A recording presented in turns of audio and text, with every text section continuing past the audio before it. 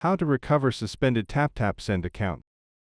If account was suspended on error or addition, and you can provide your additional information and stand to react with your account, you have to do is click Submit a request from here.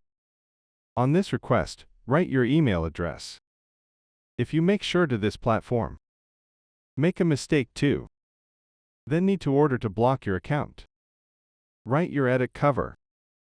Write a request to recover my account. And from here add a simple message, guys. And from here write your name and email. And write your account. And then just a week to this company will send you a message to recovery. Your account is in there without any problems. So guys, you wasn't able to recover in my account. This protects your customer if you will be spending and fair as of the time you review your account. And make sure you write your own information here. Thanks for watching.